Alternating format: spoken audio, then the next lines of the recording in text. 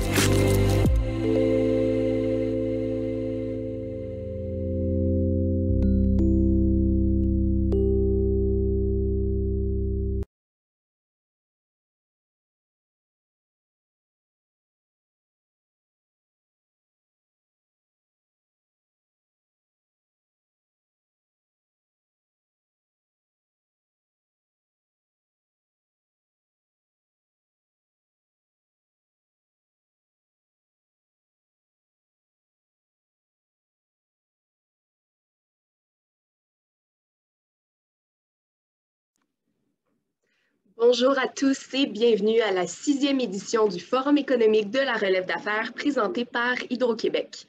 Cette année, le RGCCQ est fier de vous accueillir virtuellement à cet événement d'envergure sous le thème « Et maintenant, en action pour la relance ». Alors aujourd'hui, on va passer une journée très remplie en compagnie d'experts plus que qualifiés. Donc, on va assister à des conférences, des masterclass, des études de cas, des panels et tout ça sous 4 sous-thèmes. Alors, et maintenant la destruction créatrice, et maintenant l'innovation ouverte, et maintenant l'identité numérique, et maintenant la transformation du milieu de travail. Alors aujourd'hui, nous sommes heureux de constater qu'il y a plus de 70 villes représentées dans les participants. Alors de Winnipeg à Bécomo, de Victoriaville à Jonquière, nous avons également 32 d'entrepreneurs, de travailleurs autonomes, 13 d'étudiants et 49 de professionnels. Alors cette diversité de lieux et d'occupations va être d'autant plus précieuse parce que tous les échanges qui vont avoir lieu aujourd'hui, les réflexions, les questions posées vont être prises en compte pour créer un livre blanc de recommandations qui vont être transmises aux instances publiques et privées. Alors aujourd'hui, on va vraiment dans le concret.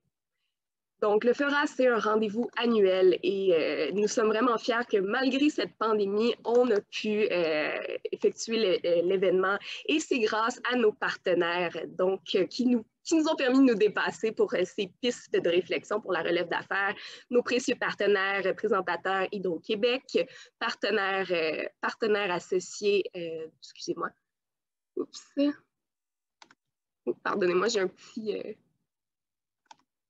petit bug. Alors, excusez-moi, je recommence les partenaires. C'est super important de les souligner. Alors, Hydro-Québec, partenaire présentateur, partenaire majeur, le secrétariat à la jeunesse et patrimoine Canada, nos partenaires associés, la Banque nationale du Canada, l'Ordre des comptables professionnels agréés et Tact Conseil. Puis, un merci particulier à Alex Chocron de All IC pour l'identité visuelle qui est, ma foi, très réussie aujourd'hui. Alors aujourd'hui, comment ça se passe? Vous êtes sur la plateforme Swapcard, donc toutes les conférences, les ateliers vont être présentés sur cette plateforme. Vous serez invité après chaque fin d'activité à vous déplacer dans la programmation ou à utiliser le bouton en direct pour aller assister à l'activité suivante. C'est également une plateforme de réseautage. Alors, on vous encourage vraiment à faire du réseautage aujourd'hui, notamment en clavardant et en prenant des rendez-vous vidéo, donc individuels avec d'autres participants. Ça serait le bon moment pour développer de nouveaux partenariats d'affaires, de nouvelles opportunités. Et pour vous encourager à faire ça, on fait tirer plusieurs exemplaires du livre de notre conférencier de ce midi. Alors, M. Jeff Booth, son livre qui est The Price of Tomorrow, Why Deflation is the Key to an Abundant Future. Alors, quelques pauses dans la programmation vont vous permettre de vous consacrer à ces appels vidéo. N'hésitez pas, plus vous en faites, plus vous courez de chances de gagner le livre. Alors, sans plus tarder, voici un message du PDG du regroupement des jeunes chambres de commerce du Québec, M. Pierre Graff. Bienvenue à la 6e édition du Forum économique de la relève d'affaires, qui mobilise cette année, une fois de plus, les jeunes entrepreneurs, travailleurs autonomes, professionnels et étudiants de partout à travers la province du Québec. Cette édition, qui ne serait pas possible sans nos précieux partenaires, revêt une importance fondamentale cette année. La relève d'affaires se doit de participer activement et jouer le rôle qui est le sien dans l'avenir économique du Québec. L'objectif du forum cette année est de rassembler les idées, les préoccupations et les pistes de solutions que nous avons pour un avenir meilleur. Et maintenant, que doit-on faire? C'est justement les questions qu'on va se poser aujourd'hui ensemble. Et votre avis compte, vos idées comptent. Alors, impliquez-vous aujourd'hui, mais impliquez-vous aussi demain parmi les 47 jeunes chambres et L Jeunesse qui composent les membres du regroupement des jeunes chambres de commerce. Je vous encourage à réseauter également sur les plateformes toute la journée. Merci d'être avec nous. Je vous souhaite une merveilleuse et productive journée lors du FERA 2021.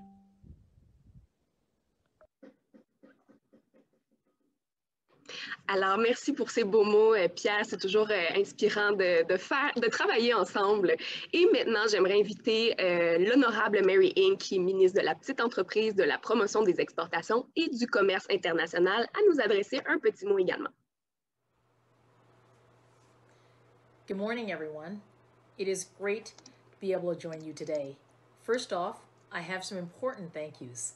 I want to thank Pierre and offer my congratulations on being recently appointed president. And I want to thank everyone at the RJCCQ team.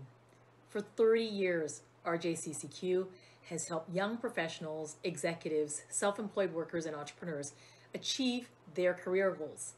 The support and advocacy you provide on behalf of your members is so critical and appreciated during these challenging times.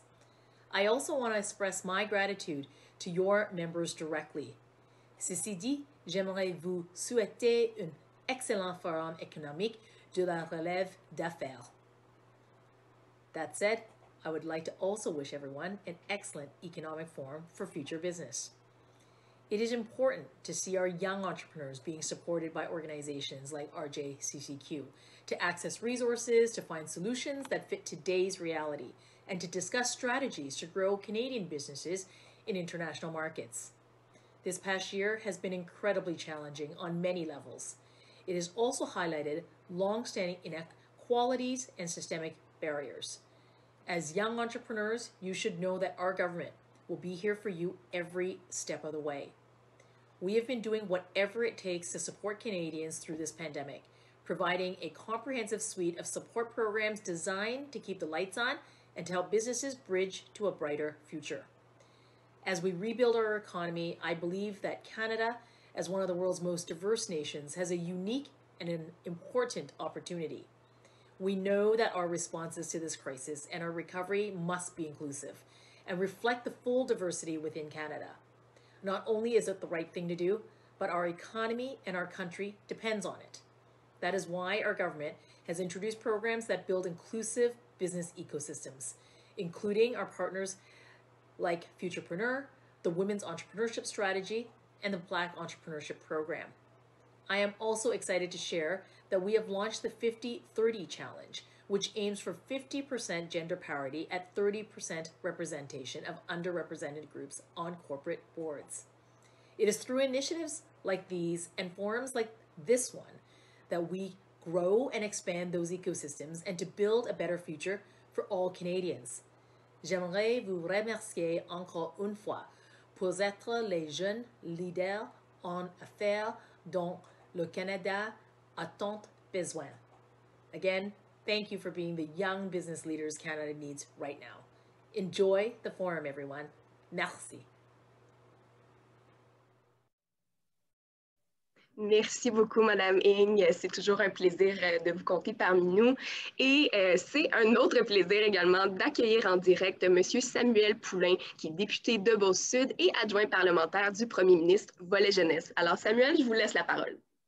Merci beaucoup, Camille. Est-ce que vous m'entendez bien? Très bien. J'imagine que oui. Alors, évidemment, je veux saluer Pierre, je veux saluer M.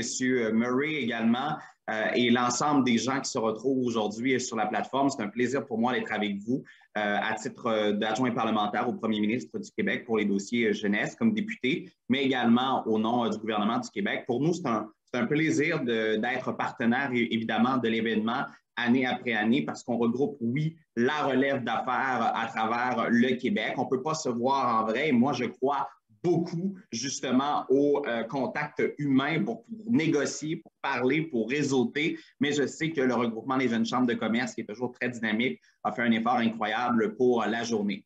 On ne dira jamais assez, les jeunes, ce n'est pas juste l'avenir, c'est aussi beaucoup, beaucoup le présent. Et les jeunes font partie intégrante de la relève économique du Québec, mais surtout de la relance économique qui nous attend au cours des prochaines semaines, des prochains mois et évidemment des prochaines années. On va vous demander évidemment d'être partenaire, de nous soumettre vos idées, vos projets, de ne pas hésiter à aller voir le nouveau réseau Accès Entreprises Québec qu'on a mis en place, à aller voir évidemment Investissement Québec si vous avez des projets pour faire rayonner évidemment le Québec.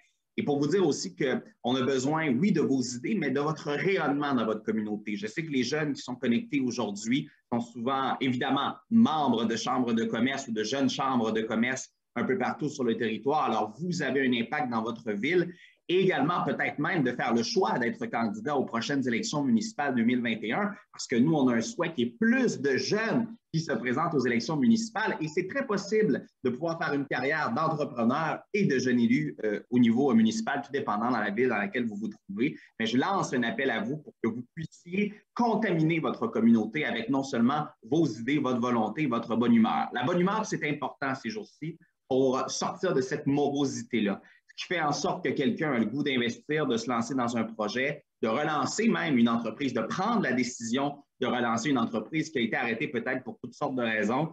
C'est parce qu'il y a de bonne humeur, parce qu'il y a la volonté d'investir dans le Québec, de faire des choix pour le Québec. Et ça, c'est important de le rappeler. Et je le dis souvent aussi pour nos jeunes, malgré tout ce qui peut se passer ces semaines-ci, le message que l'on doit leur envoyer, c'est celui de persévérance scolaire aussi, parce qu'on aura besoin de ces diplômés-là dans nos entreprises, on aura besoin de ces diplômés-là dans nos services publics dans les prochaines semaines. Alors, à vos amis du cégep, de l'université, du primaire et du secondaire, vous devez leur dire de ne pas lâcher parce que le Québec a besoin d'eux dans les prochaines semaines et les prochains mois. Et ça, c'est le premier message qu'on se doit de lancer dans notre communauté. Alors, je veux saluer votre engagement, saluer également les discussions que vous aurez aujourd'hui sur des sujets très importants pour notre gouvernement. Je vois que l'environnement, la transition énergétique qui fait partie, on a déposé un plan en ce sens. Évidemment, parler d'entrepreneuriat comme tel parce que je pense que le Québec se doit d'être de plus en plus le paradis de l'entrepreneuriat. On a mis des programmes en place pour survivre à cette crise. Les programmes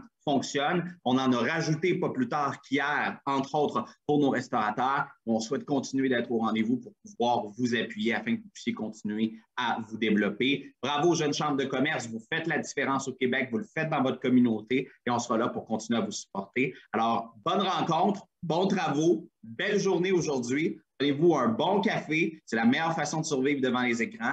Je suis convaincu que vous allez passer une très, très belle journée. Alors, salutations à tout le monde et très hâte de vous voir en vrai. Merci beaucoup, M. Poulin, pour ces beaux mots. Je pense que qu'est-ce qui ressort de votre discours, c'est l'implication qui est d'autant plus importante là, en ce moment. Puis, le fait qu'on soit tous ici aujourd'hui, c'est vraiment une implication là, pour le futur de la relève d'affaires. Alors, je pense qu'on peut se dire officiellement et maintenant en action pour la relance. Alors, on va commencer en grand cette journée de réflexion en accueillant M. David Murray, qui est chef de l'innovation et président d'Hydro-Québec Production et qui s'implique à titre de président d'honneur du Forum économique pour une deuxième année consécutive. Alors, on en est bien content. M. Murray va s'entretenir avec le président directeur général du RGCCQ que vous avez vu tout à l'heure, donc M. Pierre Graff, à propos des impacts de la pandémie sur la transformation de l'environnement de travail, la contribution d'Hydro-Québec à la relance et aux actions posées pour soutenir une innovation verte et ouverte. Bonne écoute à tous. Vous pouvez préparer vos questions et les poser dans le chat qui est juste à droite, si je ne m'abuse. Vos questions vont être adressées certainement là, à M. Murray et à M. Graff. Je serai votre porte-parole, alors n'hésitez pas à discuter et à poser des questions. Bonne écoute.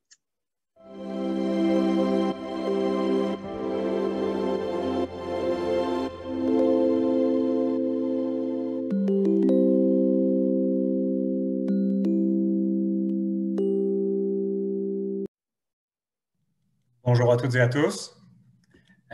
Bonjour David, merci d'avoir accepté d'être notre président d'honneur aujourd'hui. Donc, bienvenue. Un plaisir, Pierre. Avant tout, j'aimerais savoir, après une journée d'être papa, comment on se sent? Oh mon Dieu, je pense qu'il y a un punch qui vient d'être vendu. La nuit a été assez intrigante et intéressante. Donc, toute qu'une situation, mais vraiment très, très heureux, évidemment, un peu submergé par l'émotion et aussi très enthousiaste à l'idée de pouvoir échanger ce matin et aujourd'hui, puisqu'évidemment, l'intérêt général lié à la relance et à la relève fait que je souhaitais absolument être présent avec vous. Donc, merci encore. C'est vraiment un plaisir de vous avoir avec moi aujourd'hui, car ça démontre évidemment votre attachement à la jeunesse, à la relève d'affaires et aussi à la volonté d'Hydro-Québec de collaborer pour trouver des solutions innovantes avec les acteurs de la relève. Et il y a quelque chose d'autre qui me rend particulièrement heureux sur le fait que l'on s'entretienne ensemble ce matin. La première, en fait, c'est votre parcours dans le milieu technologique, dont l'aérospatial, jusqu'à votre arrivée en 2015 comme chef de l'innovation et aujourd'hui, en plus, président d'Hydro-Québec Production. Et aussi, puisque vous étiez président d'honneur l'an passé pour le Forum économique de la relève d'affaires sur une thématique forte. Et la transition est donc toute trouvée pour ma première question, cher David. L'an passé, le FEURA portait sur la transition énergétique, qui est d'ailleurs intimement liée à l'innovation, à votre domaine de prédilection. Après cette année forte en rebondissement, qu'en est-il aujourd'hui de cette fameuse transition énergétique? En fait, merci Pierre et merci pour l'invitation. C'est fou. Honnêtement, j'ai œuvré dans quelques domaines. J'essaie de me rappeler comment était de vivre la bulle technologique alors que je travaillais chez Nortel à l'époque. Et je peux dire que je revois un peu les signes qui sont très similaires à l'engouement qu'il y avait eu à l'époque par rapport à la transition énergétique. On regarde aujourd'hui, on voit les parcs solaires qui viennent de plus en plus compétitifs, les parcs éoliens où on voit des coûts encore, même chose, des plus compétitifs. La venue des appels d'offres d'entreprises, que ce soit au Québec, mais aussi surtout à l'externe avec nos voisins, avec des nouvelles demandes, avec des batteries. On peut voir la demande qui est en croissance. Vous avez vu dans les médias non seulement les contrats du Massachusetts, mais aussi à travers New York. Donc, on peut voir qu'il y a vraiment une effervescence incroyable. Et aussi derrière le compteur, donc toutes les nouvelles technologies. C'est incroyable, avec mon rôle présentement dans l'innovation, de voir tout ce qui se fait en termes de technologie en arrière du compteur. On dit behind the meter. C'est vraiment une très grande effervescence. Puis, Hydro-Québec, comme vous savez, ça fait 75 ans qu'on est au cœur du Québec. On se rend à chacune de vos petites maisons avec nos fils. On vous permet le Wi-Fi, puis on permet aussi d'avoir cette rencontre-là. Et en fait, on a toujours deux options, d'être un acteur ou un spectateur. Puis on a décidé, nous, de se lancer à être un acteur dans cette transition énergétique-là. Puis on a déjà, depuis l'année passée, on a fait beaucoup déjà. Donc, je vais être très heureux aujourd'hui de vous en partager des choses. Génial, génial. Évidemment, qui dit pandémie dit adaptation. Donc, on a vu qu'il fallait plus que jamais s'adapter. Quels sont, selon vous, les leviers d'innovation en temps de crise, peut-être de manière générale, et plus spécifiquement en temps de pandémie? En fait, les leviers, c'est sûr et certain qu'en temps de crise, quand on parle des projets, que ce soit en construction ou quand on s'implique encore plus dans les technologies, je pense que c'est des gros leviers importants là, pour toute société. Hydro-Québec, on est au cœur de ces deux-là présentement. Donc, en termes de construction, là, on doit se rappeler qu'Hydro-Québec, dans les prochaines années, on va investir tout près de 4,5 milliards par année pour les 5 prochaines années au Québec. Donc, c'est certainement un moteur économique hyper important pour les Québécois et Québécoises. Puis on veut continuer à faire cette démarche-là. Au niveau des technologies, Pierre, je te dirais que, comme dirait ma fille, c'est capoté. C'est capoté parce qu'on a plusieurs leviers qu'on s'est lancés. Depuis qu'on s'est rencontrés l'année passée, on a parti 8 leviers en innovation qu'on est en train de bâtir. Certains qu'on est plus avancés que d'autres. Premier levier qu'on regarde, je parle de la construction. Là, vous pensez construction, vous avez pensé barrage, mais je l'amène, comme j'ai dit tantôt, on va investir. Il va y avoir plusieurs investissements qui vont être faits tout près d'1 milliard dans des gros projets un peu partout de réflexion dans nos centrales année après année. Mais je vais amener la construction sous un autre angle. J'aimerais créer des quartiers Hydro-Québec. Présentement, là, je planche sur une vision avec mon équipe d'avoir je ne sais pas si on va avoir un label ou quoi que ce soit, mais j'aimerais ça qu'on se lance là-dedans. Donc, la construction, quand je parle de construction, c'est des maisons net zéro qui vont produire autant qu'elles vont consommer. Fait que ça, c'est un levier qu'on est en train de travailler. On travaille sur le stockage. Depuis qu'on s'est parlé l'année passée, on a lancé une filiale, la filiale Evlo. Donc, c'est des batteries qu'on va appeler mégawattheures, donc un peu un petit container de batterie qui va nous permettre de faire de l'écrêtage de pointe et vraiment de chambouler nos façons de construire et de faire le design des réseaux du futur. On peut penser, là, présentement, on est en train, on va déployer nos propres batteries sur le toit d'Hydro-Québec avec des panneaux solaires sur le toit du siège social d'Hydro-Québec. Donc, tu peux imaginer comment l'énergie la provenance de l'énergie va changer. On est beaucoup présentement de gauche à droite où on produit du barrage, des lignes de transmission, la distribution. Là, présentement, on voit qu'on veut changer ça, on veut s'en aller de l'autre côté. On parle d'efficacité énergétique. On a lancé notre filiale ILO. Je regardais sur les médias sociaux, ILO, en fait, c'est qu'on met des technologies intelligentes dans les maisons, puis on lance des défis aux gens, alors qu'on a des périodes de pointe, des fois assez intenses. Donc, on lance des défis. Puis je regardais sur les médias, sur Facebook, il y a un regroupement des gens d'ILO, puis tu vois les questions. Puis là, les gens veulent des défis. Il y a des gens là, qui ont fait 60 $ la semaine passée en économie. Puis pour nous, chez Hydro-Québec, ça nous permet de faire d'économies d'énergie ou de puissance. Puis ça permet à mon parquet de transactions de vendre cette électricité-là sur les marchés externes. Fait qu'imaginez, on redonne de l'argent aux Québécois pour se serrer les coudes un petit peu. On prend cet argent, cette électricité-là qui est disponible, on la revend à nos voisins américains. C'est bon pour le PIB du Québec. Fait qu'il y a des choses hyper intéressantes qu'on est en train de continuer à développer dans cette filiale-là. ILO, c'est la première étape, mais on va développer plusieurs autres choses qui s'en viennent en avant de nous, autant au niveau résidentiel que commercial institutionnel. Donc, c'est vraiment incroyable. Puis là, je peux vous parler de nos moteurs TM4 avec Lyon. Vous entendez les commandes qu'on a avec Lyon, c'est des moteurs TM4. Ça a été fait par Hydro-Québec. On a fait un partenariat avec un joueur américain, mais il y a 200 personnes ici à Boucherville là, qui sont les ingénieurs qui sont là à créer le futur et les prochains moteurs, toutes sortes de projets intéressants. Puis je te dirais peut-être un autre qu'on est en train de penser à créer. On est en train de plancher sur une filiale qui s'appelle les services énergétiques. Donc, en anglais, on appelle ça Energy as a Service.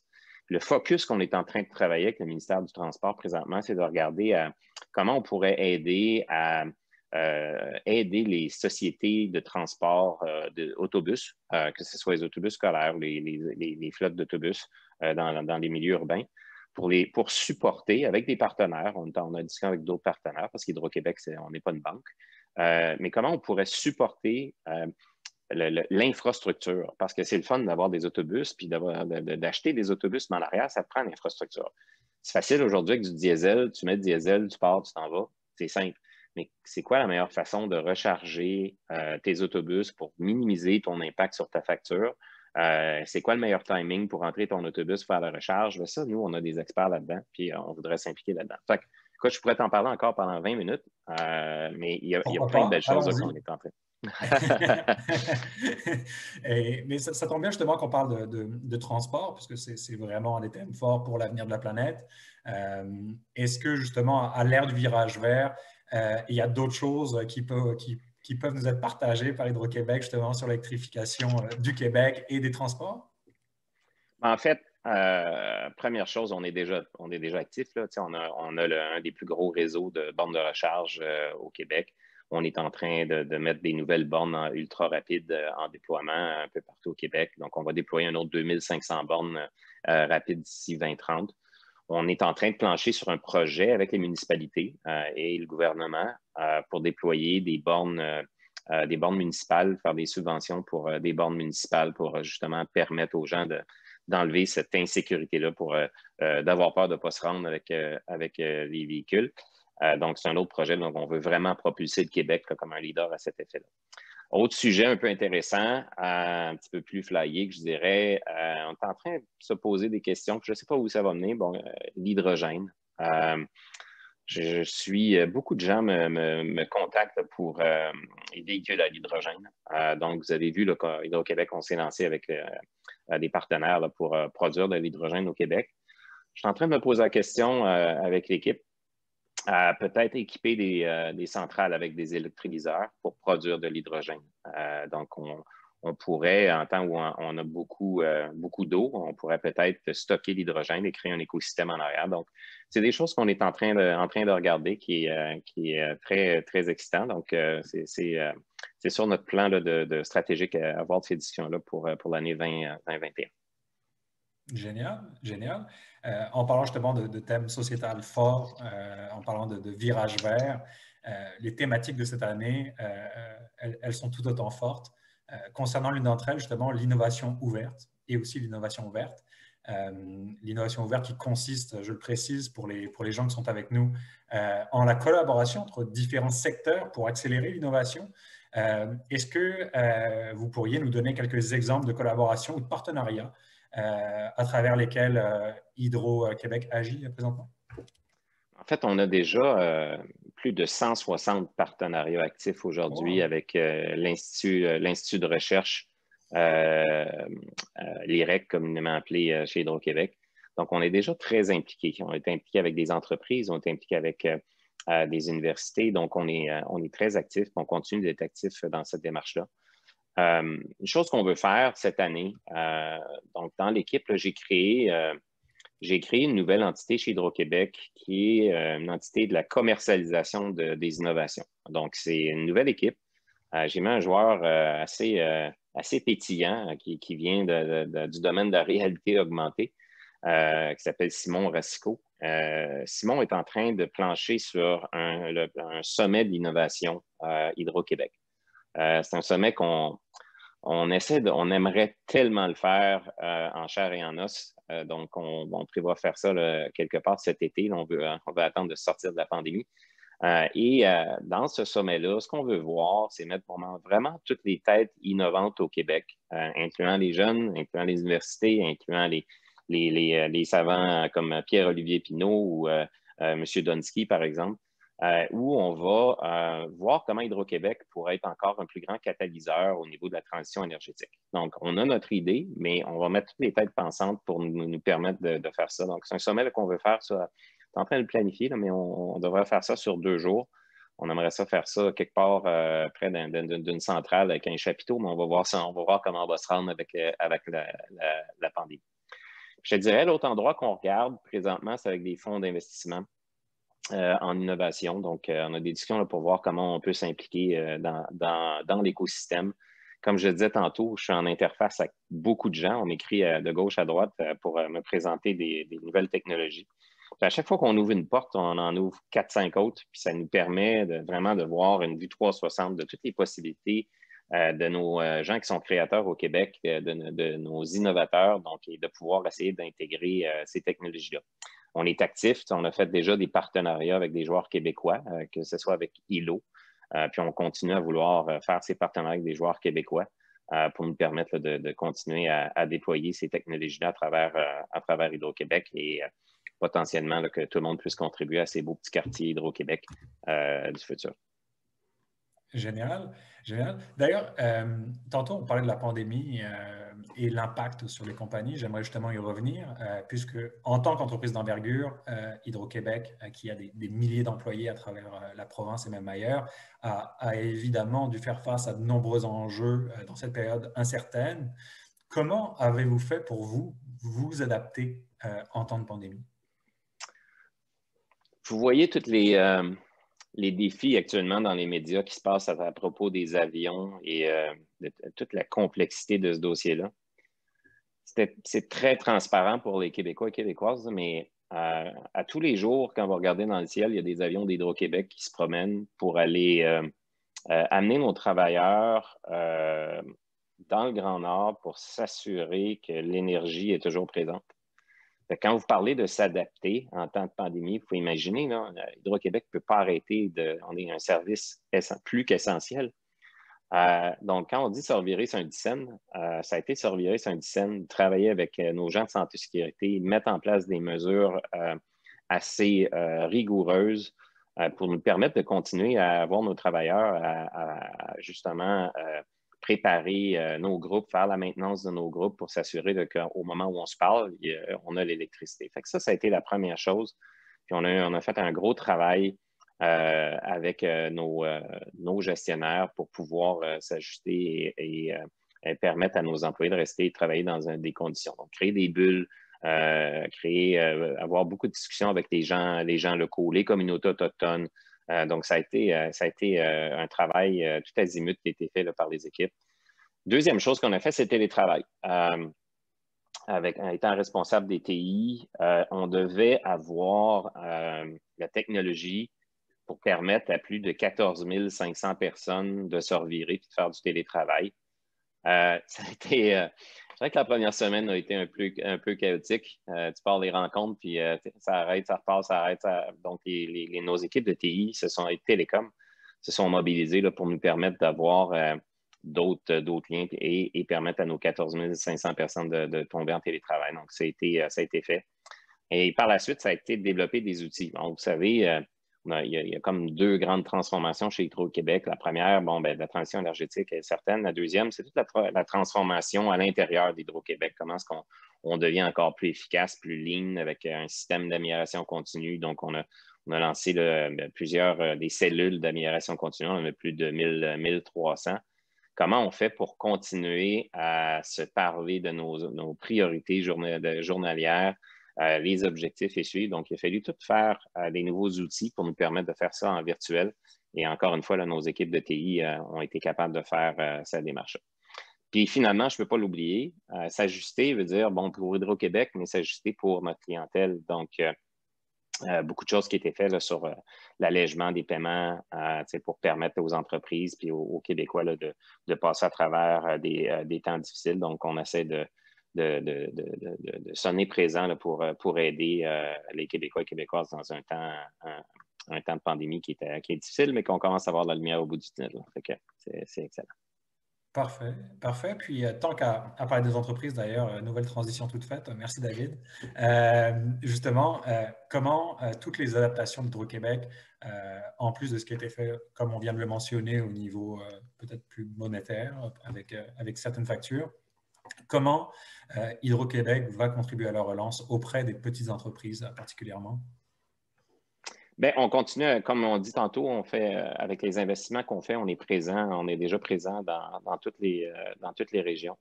Je parlais de l'allègement des factures, on le fait aussi là, pour les entreprises. Naturellement, on a travaillé dans les derniers mois avec la venue de Sophie, on a travaillé sur les tarifs pour les serres, par exemple, être capable de permettre d'avoir une plus grande résilience au niveau de l'agriculture. Puis je pense que ça a été très bien reçu là, par l'écosystème. Et l'autre chose qu'on travaille aussi avec le gouvernement, c'est de s'assurer de déployer la haute vitesse partout au Québec. Donc, on est en discussion là, avec le gouvernement pour voir comment on pourrait utiliser certaines parties du réseau. C'est assez complexe, les télécoms, parce que quand on embarque dans cette galère-là, on tombe dans une autre juridiction qui est le CRTC. Mais on avance dans la démarche. Donc, c'est beau de parler de l'ère numérique, mais puis de pouvoir permettre à nos entreprises de pouvoir aller sur le web, mais si tu n'as pas de lien haute vitesse, c'est un peu difficile. Donc, beaucoup de focus et beaucoup de discussions qui sont en cours par rapport à ça. Puis, on avance. C'est quand même très, très intéressant.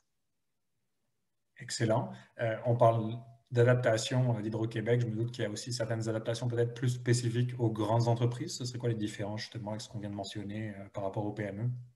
Bien, je pense que les grandes entreprises, c'est la même chose. On a travaillé avec elles au niveau des paiements. En fait, tout le monde vit certains défis, certaines difficultés. Donc, pour nous, cet ajustement-là, il a été fait autant pour les petites, moyennes et les grandes entreprises. Donc, on va être inclusif là, chez Hydro-Québec. Ah, ben, ma foi, David, pour les transitions, c'est quand même merveilleux parce que j'avais justement une question de ce côté-là. On a parlé de transformation de milieu du travail un petit peu tantôt, réorganiser l'entreprise, les activités, mais évidemment, cette flexibilité-là vient toucher une de nos autres sous-thématiques de cette année. Quelle place, justement, accordez-vous à la diversité et à l'inclusion dans votre secteur d'activité? Oui, on a plusieurs, on a plusieurs programmes au niveau de l'inclusion. La diversité, c'est quelque chose qu'on travaille depuis les dernières années. Donc, on a un comité transversal sur la diversité. Dans chacune des unités d'affaires, il y a des gens qui mettent un focus sur le sujet. On a un programme de parrainage destiné aux nouveaux arrivants. Anecdote, tout juste avant la pandémie, février, l'année passée, je suis dans l'ascenseur et il devait faire comme moins 25 à Montréal. Je suis dans l'ascenseur arrête, les portes s'ouvrent et mon chef entre dans l'ascenseur. Et je le regarde, je fais mes salutations, je dis « c'est pas chaud pour la pompe à l'eau ». Son regard valait 1000 $. Donc, il me regarde et il dit « c'est pas chaud pour la pompe à l'eau. Puis là, en voulant dire, qu'est-ce que ça veut dire? Et on a bien ri. Donc, je lui ai appris la première expression québécoise, une de nombreuses. Et on a toujours un malin plaisir, Monsef et moi, qui est dans l'équipe de nos technologies, d'échanger sur les expressions. Maintenant, il vient me voir pour me poser d'autres questions sur d'autres expressions. Puis, parrainage aussi, là, si je donne des exemples concrets, moi, je suis impliqué personnellement à faire du coaching, mentorat avec certaines personnes. C'est fun parce qu'on bouge des choses, on est capable de prendre des gens et leur faire des petits stages pour qu'ils puissent apprendre. Puis, j'ai des succès là, où des gens voulaient s'en aller dans le service à clientèle, étaient en comptabilité et aujourd'hui travaillent service à clientèle. Donc, d'avoir une plus grande expérience, diversité, non seulement diversité culturelle, mais diversité d'expertise. Donc, c'est vraiment bien. Et je dirais le troisième point, c'est des stages. On a des stages, si vous regardez là, sur LinkedIn, vous allez voir des affichages, c'est courant pour des postes d'étudiants en situation de handicap, par exemple. Alors, on essaie de s'impliquer de plus en plus, là, tout comme pour avoir un Hydro-Québec qui est une réflexion du Québec d'aujourd'hui. Bien, David, en tout cas, c'est vraiment un message encourageant de vous écouter, de voir comment Hydro-Québec et Hydro-Québec Production travaillent justement pour aider la relance en supportant à la fois le tissu économique, mais aussi le tissu social à travers tout le Québec. Donc, ça me rend vraiment optimiste, sachant à quel point les Québécois et la relève sont résilients sur ce qu'on pourra faire ensemble. Donc, David Murray, chef de l'innovation et président d'Hydro-Québec Production, merci. Nous allons pouvoir passer à la période de questions du public. Merci, Pierre. Alors, je suis de retour pour me faire la porte-parole du public. C'était super intéressant de vous entendre discuter et justement, il y a une question qui pourrait peut-être là, surfer un peu sur ce que vous parliez, M. Murray, là, de parrainage, voilà.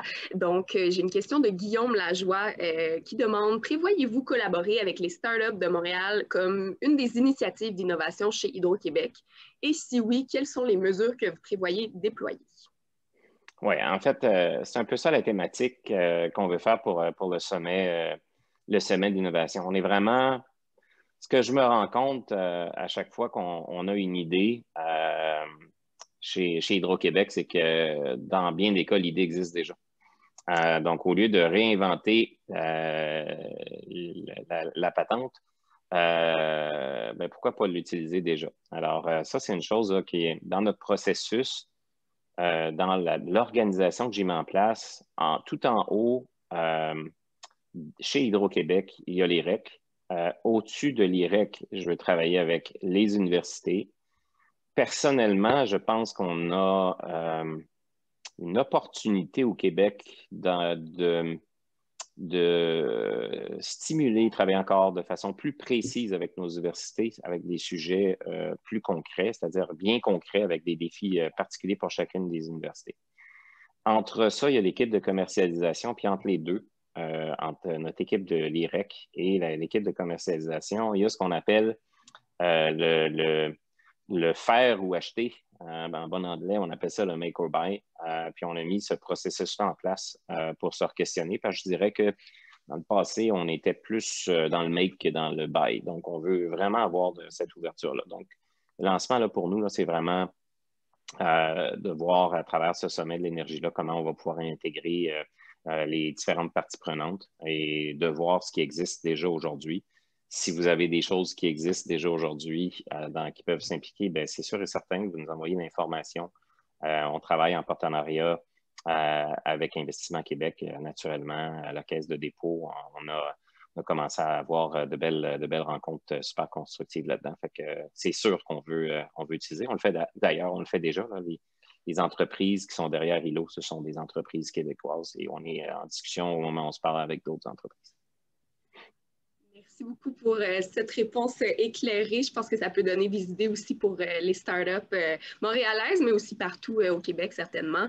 On parle de développement de projets, on parle d'entreprise et de création. De votre côté, là, vous en avez parlé un peu, là, mais si on peut approfondir, comment cette crise-là, la crise actuelle, bien sûr, a-t-elle influencé le développement de vos projets? Vous avez dit comme que c'était un peu difficile la première semaine et tout ça, mais pour le reste des projets, là, comment ça s'est passé? Comment ça l'a impacté? Bien, plusieurs choses. En fait, Hydro-Québec avait beaucoup d'investissements. Nos équipements ont quand même quelques décennies. Donc, la première chose qu'on s'est posé comme question, c'est est-ce qu'on peut accélérer certains projets? Juste dans l'équipe de production, là, juste pour vous donner un peu la perspective, là, on va doubler nos investissements année sur année. Donc, on était à des investissements peut-être de 360 millions à l'équipe de production. On a fait tout près de 500 millions l'année passée et là, on veut s'en aller vers un 800 millions. Donc, accélérer certains projets est certainement une des façons. Deuxième façon, je dirais, on challenge les entreprises. Parfois, bon, si je prends la production, par exemple, il y a des turbiniers. Les turbiniers, ce qu'on essaie de voir avec eux, c'est si on peut il y a certaines tâches parfois qui sont faites à l'extérieur d'Hydro-Québec. On a donné certains contrats en payant un peu plus cher, mais en s'assurant que les turbiniers fassent une plus grande partie des travaux au Québec, que ce soit des travaux d'ingénierie, par exemple. Donc, ce sont des façons, notre façon à nous de pouvoir stimuler ces projets-là. Donc, accélérer les projets, puis augmenter le contenu québécois qui est quand même assez grand, mais on va prendre chaque degré de pourcentage, on va aller les chercher. Super. Quelles leçons, justement, là, vous avez pu tirer de tout ça qui pourrait peut-être être appliquées là, aux autres grandes entreprises partout au Québec, partout dans le monde, mais peut-être aussi aux PME. Donc, quels conseils auriez-vous là, à donner là, pour cette crise, peut-être la prochaine, s'il y en a une? Ouais, j'espère qu'il n'y en aura pas d'autres, mais on va se donner, j'espère ça au 100 ans, parce que honnêtement, c'est pas très plaisant. Mais en fait, les conseils, je pense que une crise amène des défis pour certaines personnes qu'il faut prendre soin, mais amène des opportunités pour d'autres. Donc, je pense que si vous avez des idées, je pense qu'il faut les pousser. Il ne faut pas avoir peur de cogner à notre porte. Parfois, ça peut être un petit peu long parce qu'il y a beaucoup de gens qui cognent à la porte, mais d'être persistant dans cette démarche-là. Parce qu'Hydro-Québec veut s'ouvrir encore plus que jamais. Je pense qu'on a fait un bout de chemin dans les cinq dernières années. Je pense j'avais dit l'année passée, on était un petit peu effacés. On avait perdu un certain lien avec les Québécois, mais je pense qu'avec Éric Martel, on a fait un bon bout de tout un bout de chemin. Avec Sophie, je pense qu'elle va nous amener encore plus loin. Donc, on va être là pour rendre des choses possibles aux Québécois. C'est un peu vers ça qu'on s'en va. Un message d'opportunité et d'innovation, certainement. Parlant d'opportunité, est-ce que la nouvelle administration Biden présente peut-être justement là, de nouvelles opportunités pour Hydro-Québec? Les opportunités, là, je pense que c'est sûr que ça nuira pas. Je vais essayer de garder mon sérieux. C'est sûr que ça nuira pas. Je pense juste aux différents tarifs, là, aluminium, puis que là, on jouait au yo-yo, là. Je pense que ça rendait un petit peu d'insécurité. L'aluminium étant aussi important au Québec, important pour Hydro-Québec. C'est quand même des bons consommateurs d'électricité. Fait que c'est sûr et certain qu'il y a une plus grande ouverture. On voit déjà ce qui se passe à New York. On voit ce qui se passe au Massachusetts. Donc, pour nous, c'était, si on recule il y a quelques années, c'était une façon d'écouler nos surplus. Donc, ça va quand même rondement. On a reçu les derniers permis présidentiels. C'est sûr et certain avec M.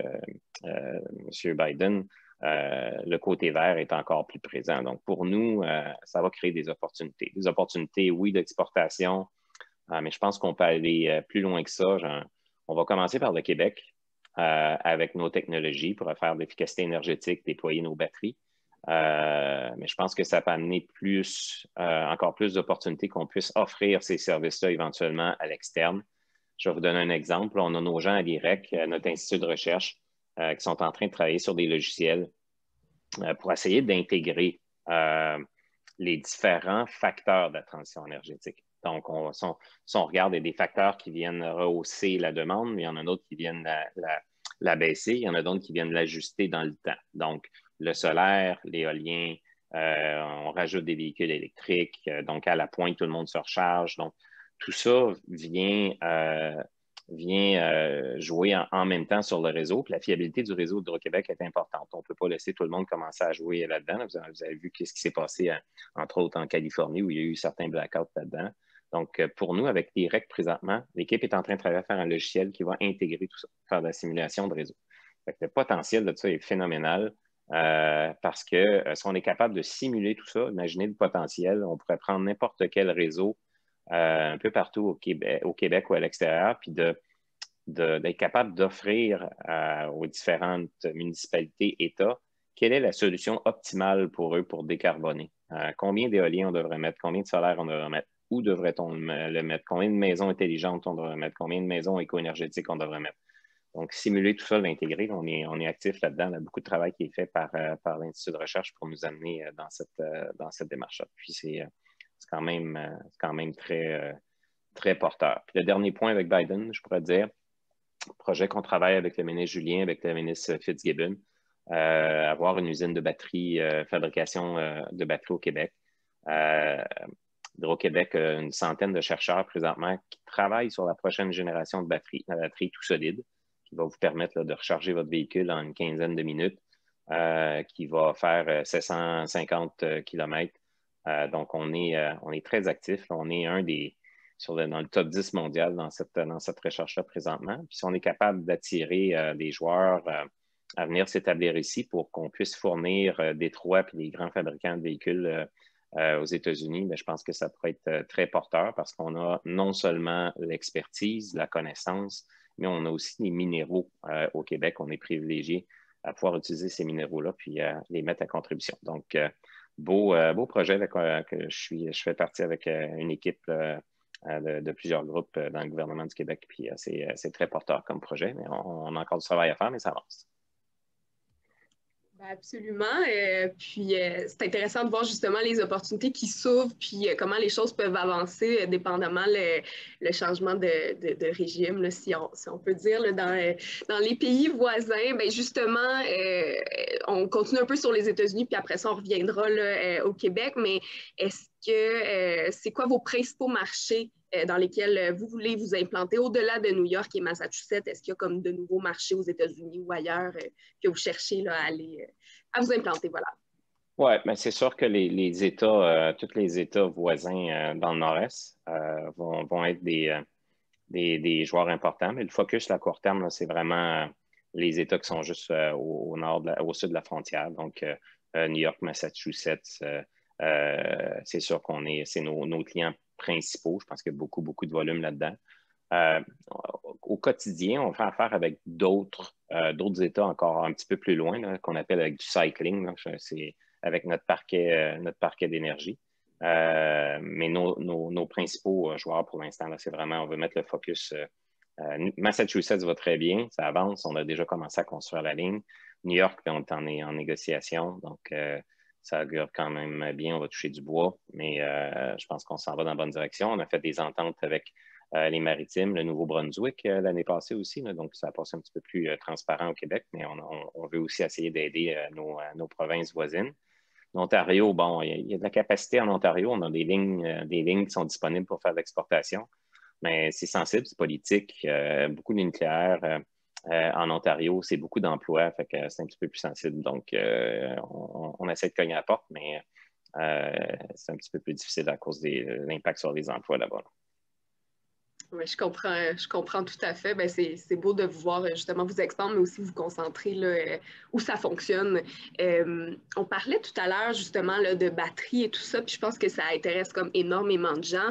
J'ai Guillaume Dubreuil là, justement qui demande là, est-ce qu'Hydro-Québec travaille dans le cadre d'une transition énergétique sur l'électrification d'autres modes de transport? Mettons navire ou train, là, je pense qu'il prêche pour sa paroisse, mais c'est quand même une question qui est super intéressante. Oui, les navires, en fait, on a fait des démarches entre autres avec le port de Montréal, je pense que ça fait 2 ans, là, pour avoir des recharges pour justement quand les bateaux viennent dans le port de Montréal, que la boucane ne sorte pas pour les maintenir branchés. Notre focus, c'est vraiment, en fait, ce qui va permettre de toucher les autres véhicules, ça va être la densité des batteries, là, parce que les autres véhicules lourds, que ce soit des trains, que ce soit des camions, tu peux imaginer, là, on est en train d'essayer la course à trouver comment est-ce qu'on peut rendre un véhicule urbain à 750 km d'autonomie. Il faut imaginer le défi là, quand on regarde des véhicules encore plus lourds. Donc, ça repousse les limites technologiques. La compétition vient avec l'hydrogène. Donc là c'est le débat d'experts. Donc, est-ce que l'hydrogène va passer en avant des batteries pour des véhicules lourds? Je pense qu'il va en avoir un petit peu pour tout le monde. Puis je pense que l'hydrogène va jouer un rôle important. Donc, on est à se poser la question, si on veut essayer de participer activement à la décarbonation puis atteindre les cibles du gouvernement, si on prend un exemple, ben, il y a environ 7000 camions dans l'axe Québec-Ontario qui passent par jour.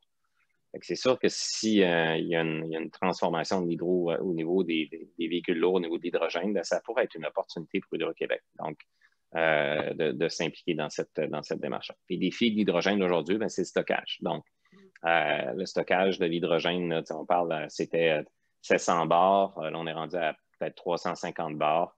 Hydro, on travaille sur un projet là, pour descendre ça à 150 bars. Là, on travaille avec une université en Angleterre là, avec des brevets. Là, on est actif. Là, vous allez voir des petites annonces dans les prochaines semaines. Mais on essaie de travailler là-dessus là, pour s'impliquer, pour repousser les technologies. Mais il y a un petit peu de travail au niveau de la maturité des technologies encore, selon moi.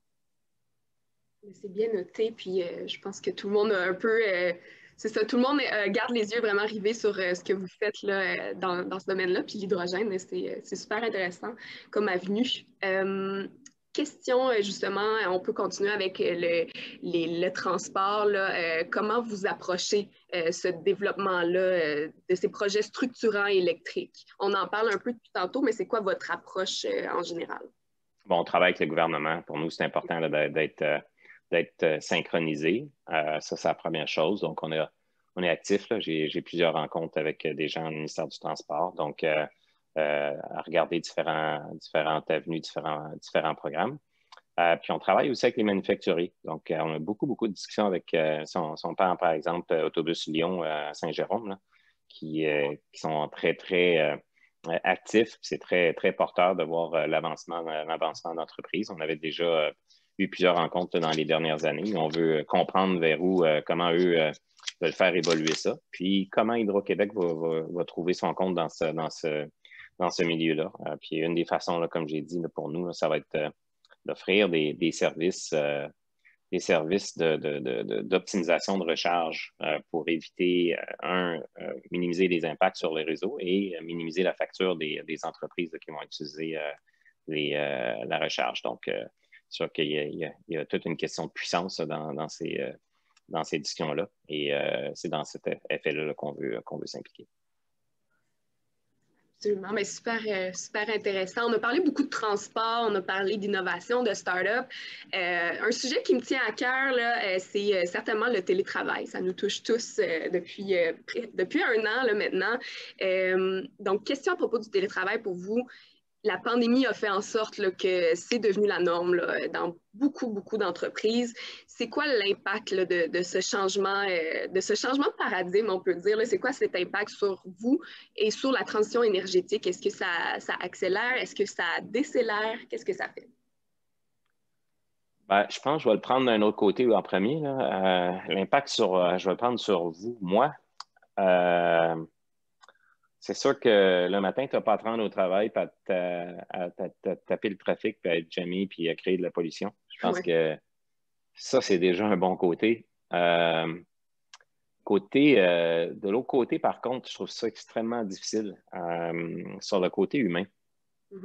Quand tu es dans une entreprise puis tu veux insuffler du changement, le côté, la communication à travers un écran, c'est assez limite. On est en train de la moduler, de l'ajuster le plus possible, mais ça ne remplacera jamais le beden à beden. Puis, Puis ça, je pense que c'est important de trouver, ça va être important de se poser la question. Il va y avoir des tonnes d'études, là, mais là, je me sens plus comme dans le laboratoire que de faire une étude. Puis je te dirais que pour moi, le côté difficile de ça, c'est de ne pas avoir le contact au moins une couple de fois par semaine là, pour qu'on puisse pouvoir échanger et avoir des débats plus qu'à travers une fenêtre. Puis c'est probablement le défi le plus important que je dirais. Au côté de la transition, ben, c'est juste nos gens qui travaillent à faire du R&D. Vous savez, vous avez des gens en ligne là, qui sont là à faire de la recherche. Faire ça dans ton salon, c'est peut-être pas évident non plus. Là, fait d'avoir accès à toutes les équipes qui supportent, ça a probablement créé un certain ralentissement puis un ajustement, mais je pense qu'on va apprendre à travers ça. Puis déjà aujourd'hui, je pense qu'on est encore plus agile et habile à œuvrer là-dedans. C'est comme n'importe quoi, on s'adapte, on s'ajuste.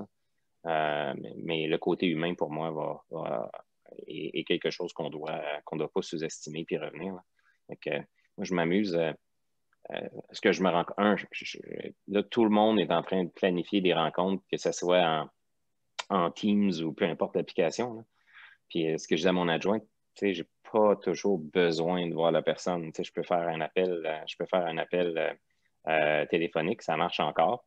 Même si nos jeunes téléphones, regarde ma fille, le téléphone, ça n'existe pas, c'est le texto qui existe. Fait qu'il y a de quoi faire là-dessus. Deuxième chose que j'ai ajusté, moi, c'est je me suis retrouvé à être assis sur une chaise de 6 à 6. Hein. Puis, à un moment donné, juste de planifier les rencontres de 45 minutes au lieu de 60 minutes.